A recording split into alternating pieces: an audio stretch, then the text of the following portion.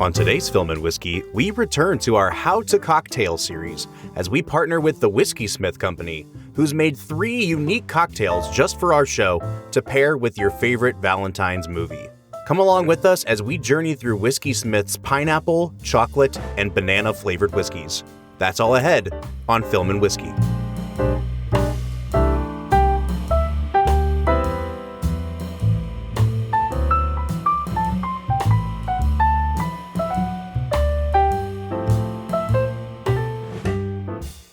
Hey everybody, welcome into the podcast. We are back with another special bonus episode.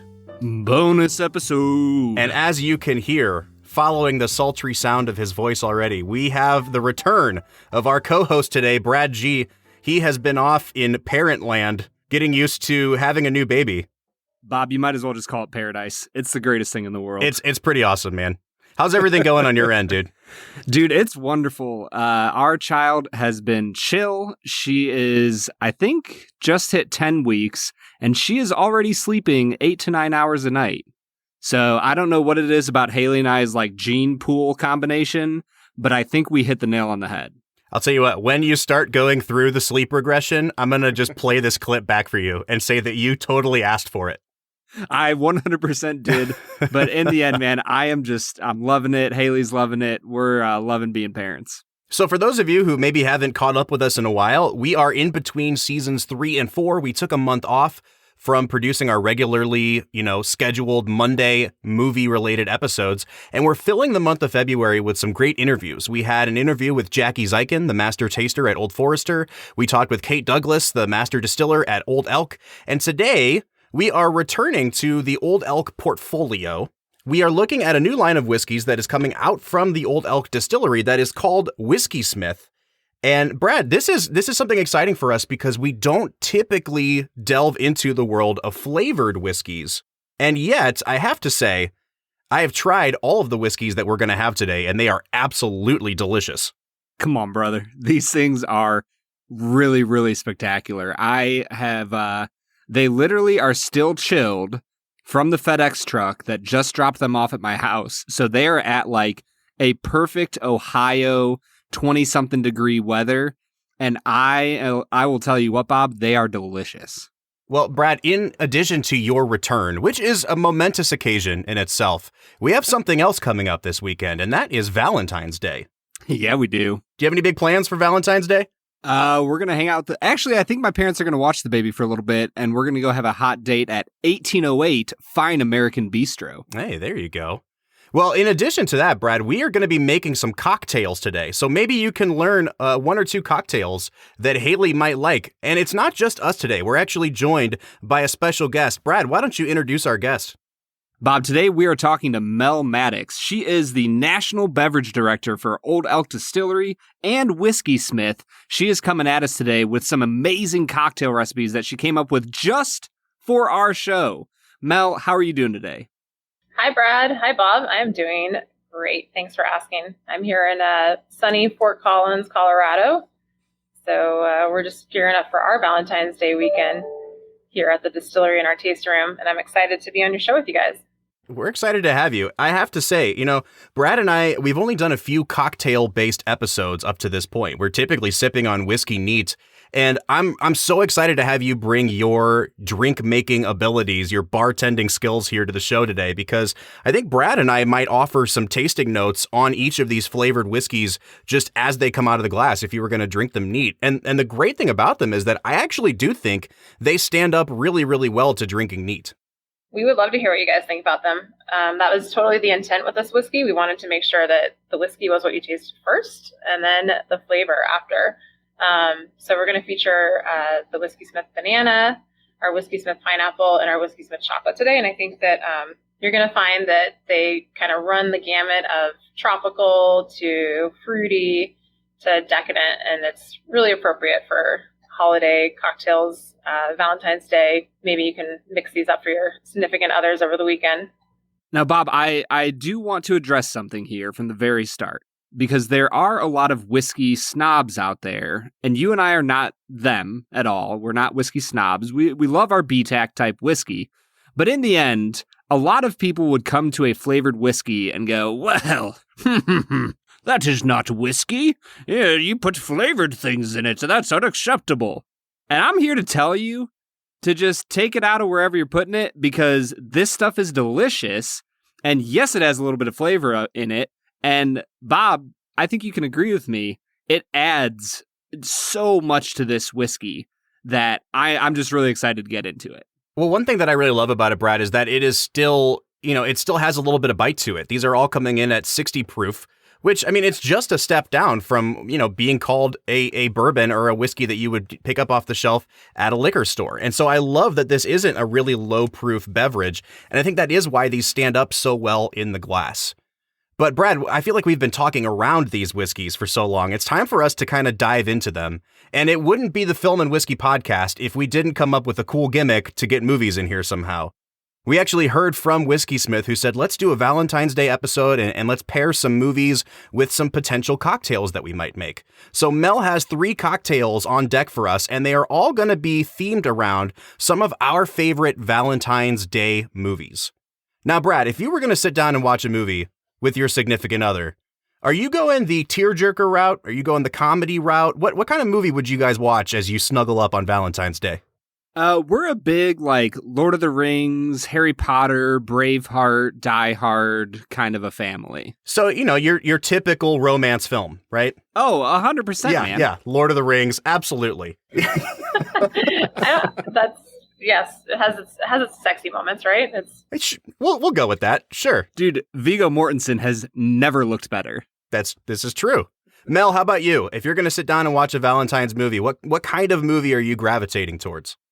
I'm an 80s baby, so anything that sort of runs that genre of action mixed with the hero coming in and sweeping the girl off her feet and then they conquer the world together. So True Romance is one of my favorite nice. Romantic movies. So, it's got enough action in it. Plus, everybody kind of dies in the end.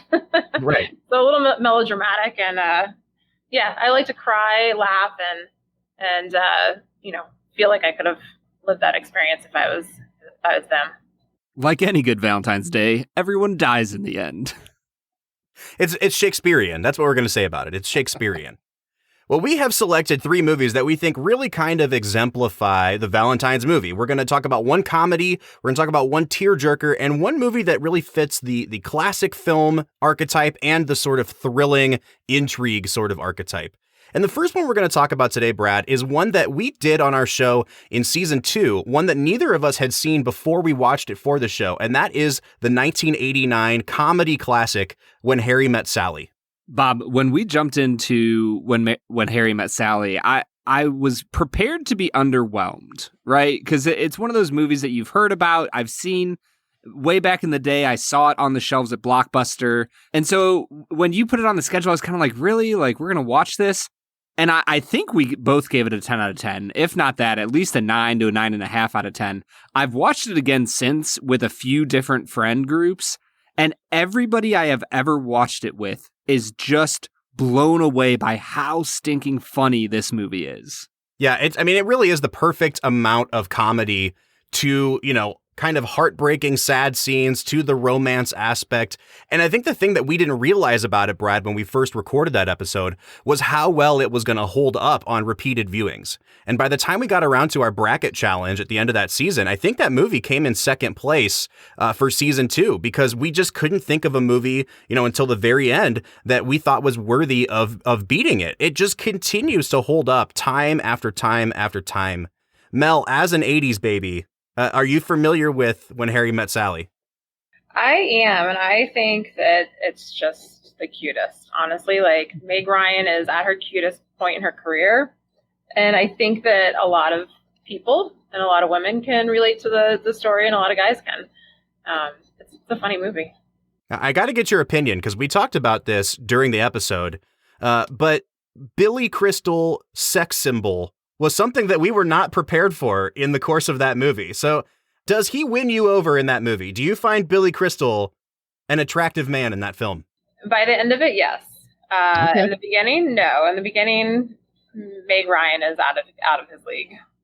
For sure. Well, also, at the beginning, they're trying to make him look like he's 21, 22. and he still looks like he's in his mid-30s. so they don't do him any favors there. Well, Mel, you reached out to us with an idea for a cocktail to pair with When Harry Met Sally, and I absolutely cannot wait. So, as you introduce the cocktail, why don't you tell us which Whiskeysmith flavor we're going to be working with here? Sure. So we're going to be working with the Whiskeysmith Chocolate flavored whiskey, and I chose this for When Harry Met Sally because chocolate is a comfort food. It also can be an aphrodisiac, and it's often can be enjoyed in a diner. So wanted to make a chocolate milkshake using the Whiskeysmith Chocolate lineup, and it's going to be fun. We're gonna have fun with this one. Do you want me to go ahead and start making it, or talk through what the recipe is? Well, let's do both. But before you get there, I actually see Brad sipping on his chocolate over there right now. So, Brad, what are your initial impressions of this Whiskeysmith chocolate? You know, Bob, as I jump into this chocolate, it has a nice little note of bitterness at the front that I want to see when I'm having anything chocolate flavored, right?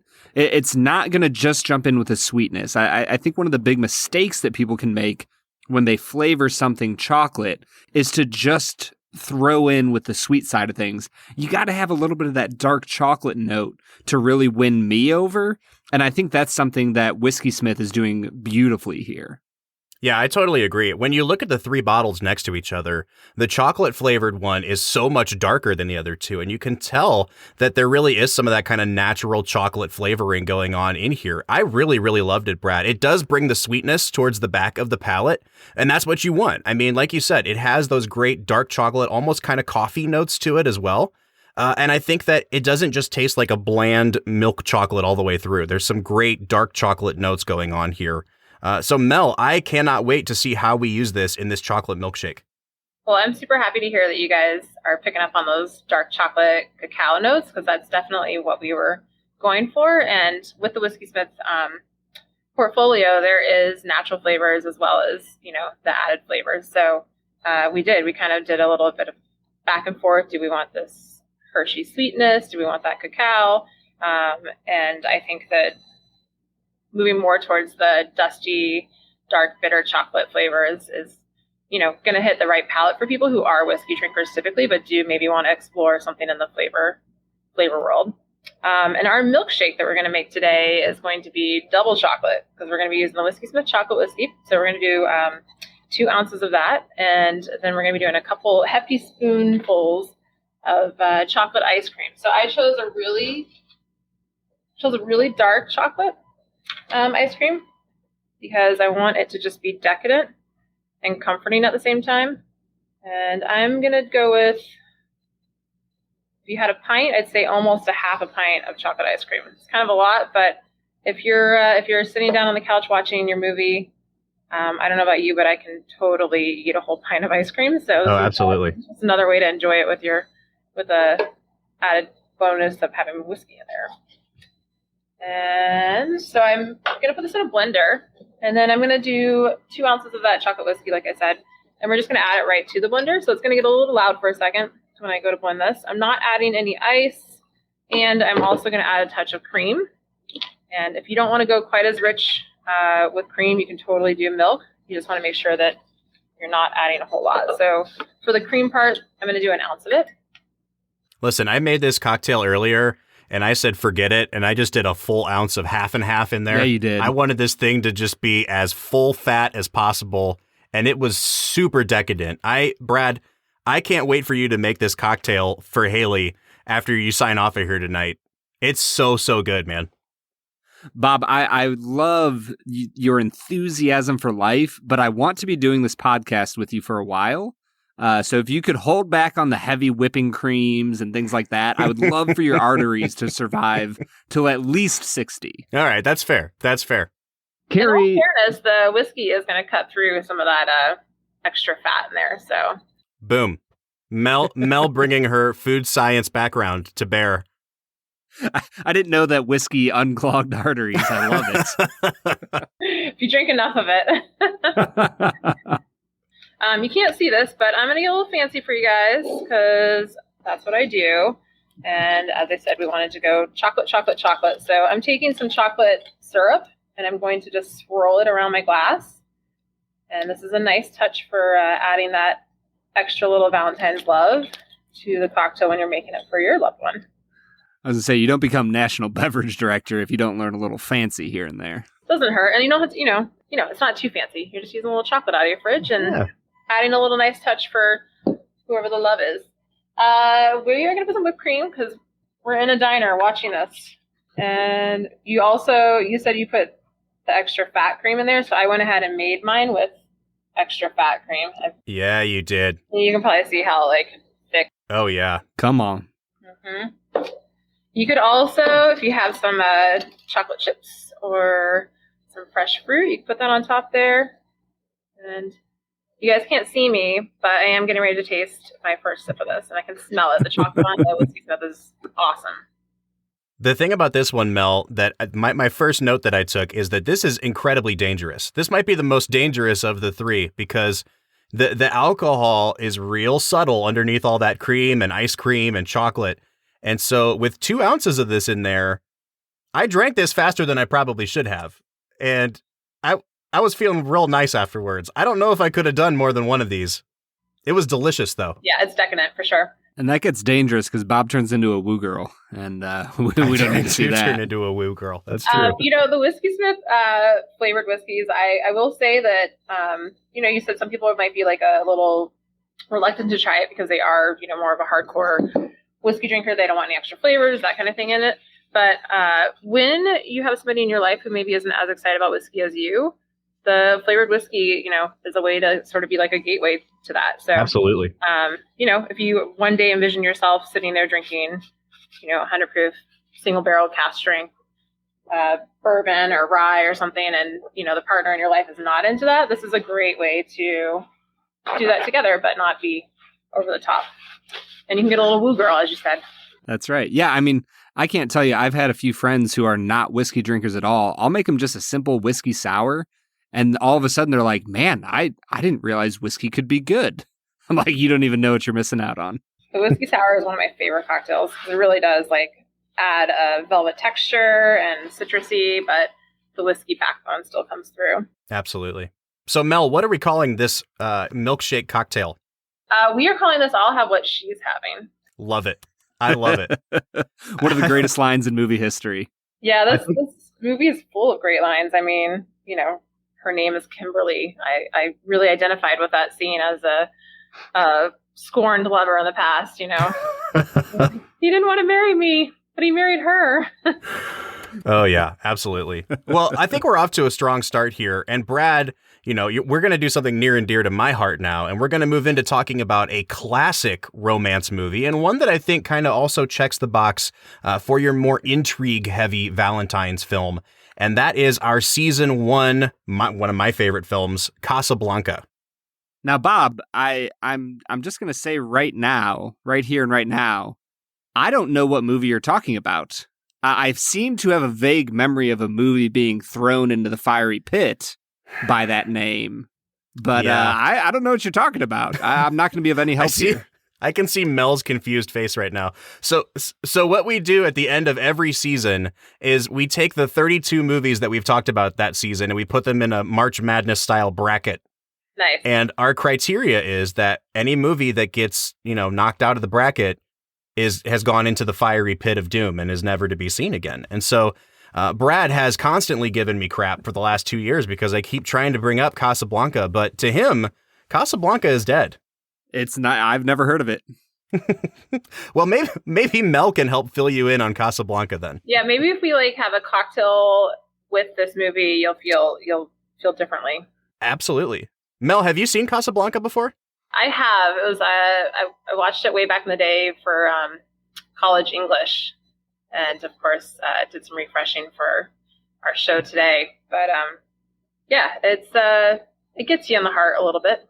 Absolutely. Yeah. Yeah. I mean, one of the things that I love about it too is that, I think a lot of people know it as this classic romance movie, but there's so much more going on in the background. You've got this World War II French Morocco setting where there's tons of intrigue and people are killing each other trying to get out and get to a better life.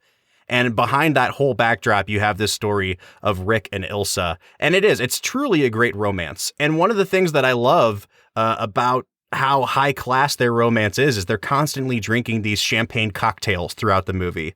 And I picked up on that when I saw what you wanted to do with the cocktail for Casablanca. So why don't you walk us through that one? Absolutely. So we're going to make a sparkling champagne cocktail with the Whiskeysmith Pineapple whiskey. I thought that was appropriate, as you said, to like the Moroccan theme. It's like there's like this getaway, but at the same time, you've got all this wartime stuff happening and drama. And then we're going to do a little splash of orange juice and some raspberries.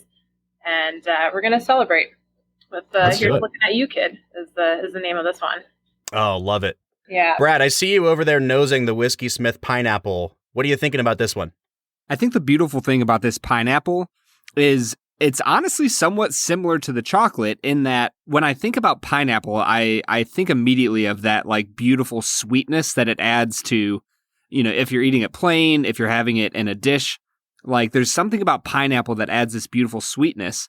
But once again, on the front edge of this, there's just a tiny bit of tartness that reminds me that I'm not just drinking some pineapple juice. Like this is something that bites a little bit and it punches right through into that sweet pineapple-y profile that doesn't overwhelm what you experienced at the start. I really love this stuff. Yeah, I totally agree, Brad. This is the one that I think I was most worried was going to be like sickly sweet, overly like treacly kind of sweet.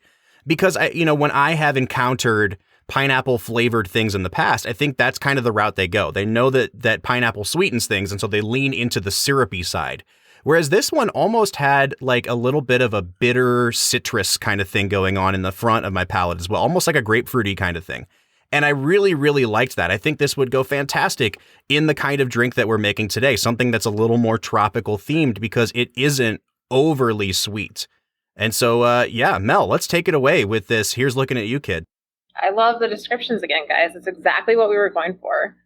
So I'm going to do 1.5 ounces of our pineapple whiskey for this, and that's going to go into the glass first.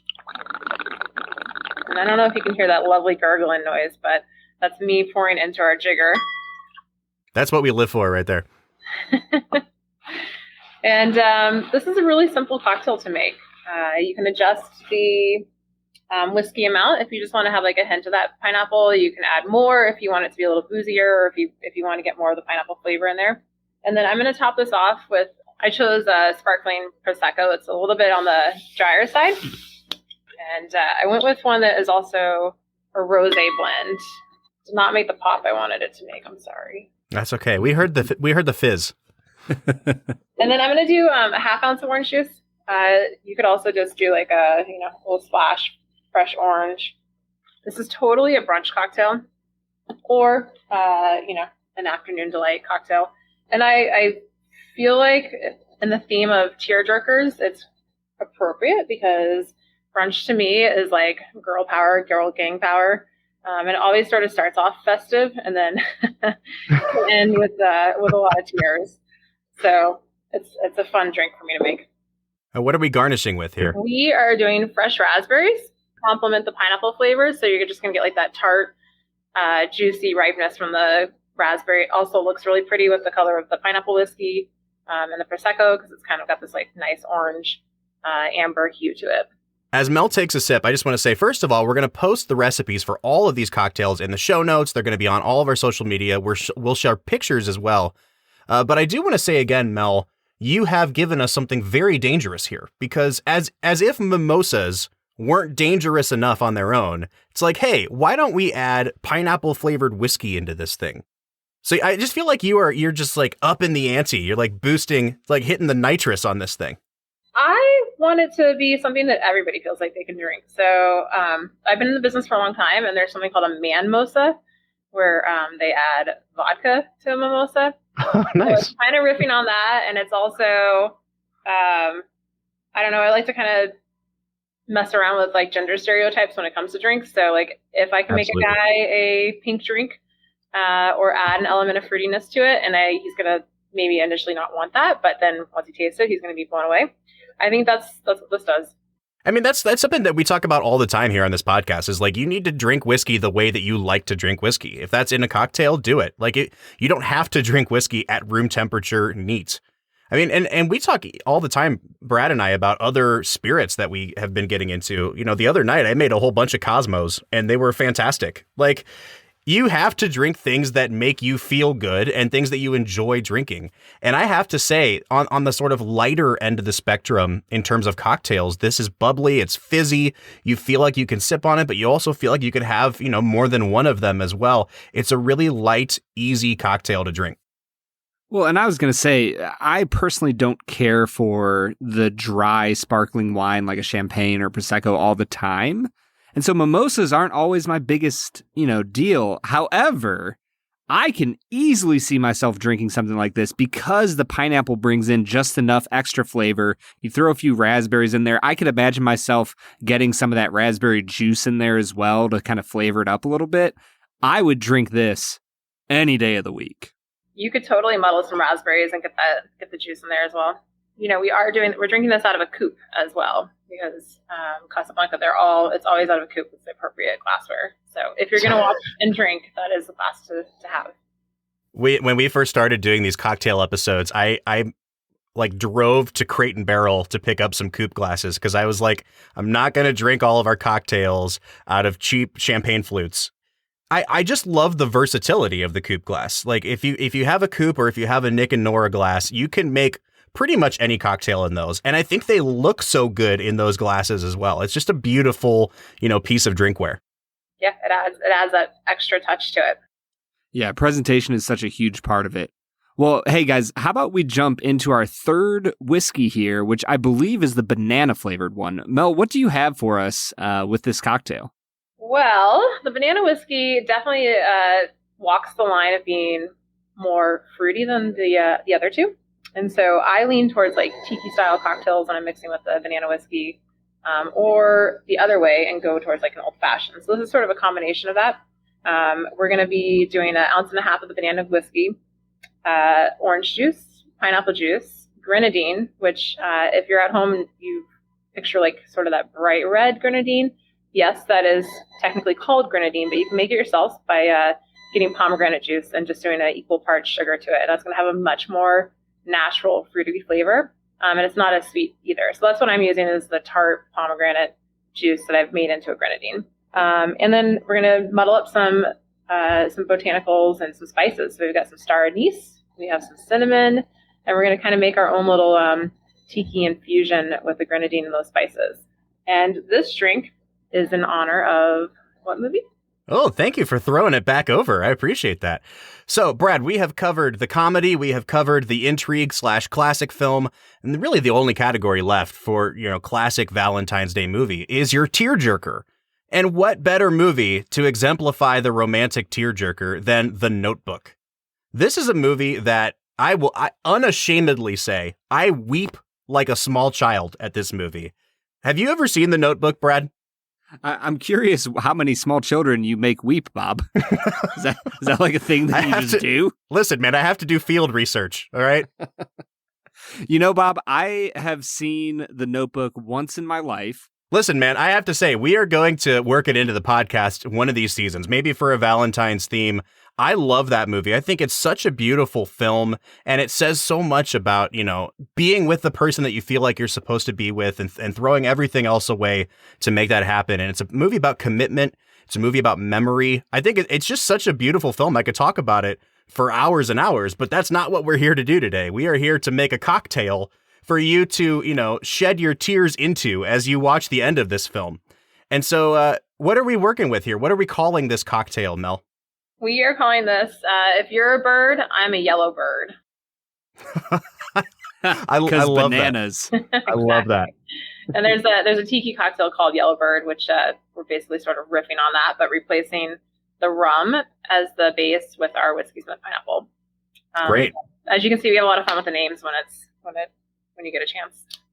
So you've given us the ingredient list. Can we break down, the ratios and the amounts here as we make this one? Yeah, so I'm going to use whole cinnamon, and I'm actually going to kind of break it in half and put that in the bottom of my tin first. And then do 1 whole star anise. But if you had powder or ground at home, you could also do, you could use that. It's just not going to have quite the like bright flavor. And you would want to do a 1/4 teaspoon of each of those spices. So cinnamon and star anise. And the fun thing about this is that if you do want it to be a little bit more spicy, you could just add more. You know what level of, cinnamon or savory quality. You know how spicy your significant other wants to get. Exactly. Ooh. Exactly. And it's getting spicy over here. Like the spices, I can really smell them just from breaking them up. And I'm gonna muddle them in the bottom of my tin. So just to break them up a little bit, and I'm gonna add the grenadine. And we're doing a whole ounce again because I'm using that fresh pomegranate versus like something that's a little less that's more artificial. We're going to go with a fresh product. And then we're going to do 1 ounce of pineapple juice and a 1/2 ounce of orange juice, followed by 1.5 ounces of the the banana. This is a good cocktail, though, to showcase. You could swap out the banana with the pineapple. So if that's more your jam, then they're totally interchangeable. So I'm just breaking that up a little bit. And I'm going to add my 1/2 ounce of orange juice. And I am not using fresh pineapple because the pineapple whiskey has such a great fresh flavor to it. I'm just using one of the little cans. And honestly, I want that extra sweetness that comes from that. Brad, as we put the finishing touches on this drink, why don't you offer your thoughts on the Whiskeysmith Banana? I think what I enjoy most about this is that, in my mind, of all the fruits, because in general, fruits are going to be a much sweeter palate, of all the fruits, banana almost has a little bit of a savory flavor to it, and that really comes through on this whiskey. It doesn't power through with sweetness until the very end. It hits you with a little bit of savoriness up front that balances everything out as you move through it. Yeah, the thing I love about, once again, is that I think that this sort of candy sweet elements and the fruity sweet, the kind of fructose elements are really balanced super well here. This didn't overpower me with like, a Laffy Taffy banana flavor. I thought that it really did capture quite a bit of like a fresh banana as well.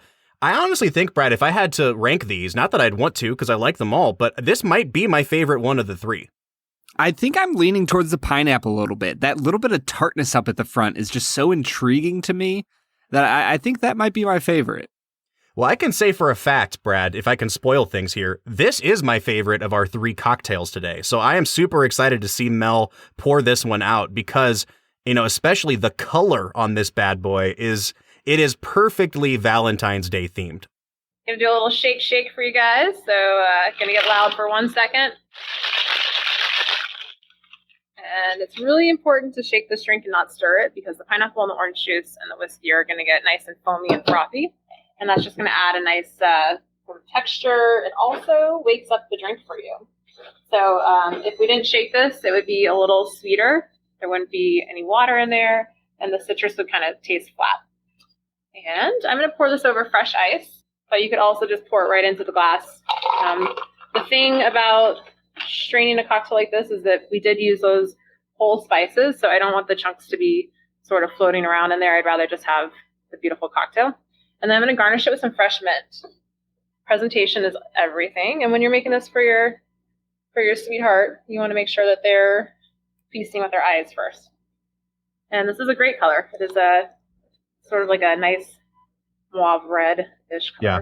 So Mel, first of all, I cannot say thank you enough for partnering with us, for coming up with 3 cocktail recipes specifically for Film and Whiskey listeners. This has been so much fun. But we do have a couple questions about the Whiskeysmith line. Can you tell us, what's the distribution look like right now? If people wanted to go out and try one or all of these, where can they find them on the shelf? So banana we're really excited about that one to have it in just about every market. So you might find that one first before you find the rest. But the pineapple and the chocolate, I would say, are probably in about 30 markets right now. And we have some other fun flavors coming out for summertime as well. Maybe a little watermelon, salted caramel. We've got some ready-to-drink RTDs lineup coming with this as well. So it's a lot of fun. We've, as you know, we're part of the Old Elk Distillery House of Brands, and this is our, little less serious, a little more fun. Let's get everybody drinking whiskey and enjoying. Well, and that's the beautiful thing about the world of whiskey right now as it stands, is that we have so much innovation happening in the world, whether it's turning into barrel picks for stores, whether it's trying to hit the perfect bottled and bond barrel, whether it's jumping into the world of flavored whiskeys. We see so much innovation and so many beautiful things happening. And Whiskeysmith is right here on the cutting edge of it. Mel, I have to say, these flavored whiskeys, they're not just sweet and overpowering. They are whiskey, and I love that about them. I'm so happy that you guys like these, love them, and that's what you're picking up on, because that's what we wanted our audience to taste. And we will, as you said, I think it's a great idea to post these pictures. So we'll definitely be putting them up on the Whiskeysmith Co. Instagram page, on our social media, and posting the recipes so that people can make them at home. And hopefully everybody could pick up on how easy they were to make, kind of household ingredients, and you can pick and choose your delicious whiskey choice. Absolutely. Well, everybody, this has been Mel Maddox. She is the National Beverage Director for Whiskeysmith and for Old Elk. We cannot say thank you enough for joining us. I hope everybody out there has a fantastic Valentine's Day. Make these drinks. They are excellent, and you will not be disappointed. Thanks for having us, and we hope to be mixing along with you again in the future. We'll be back next week with another bonus episode, but until then, I'm Bob Book. I'm Brad G. And we'll see you next time.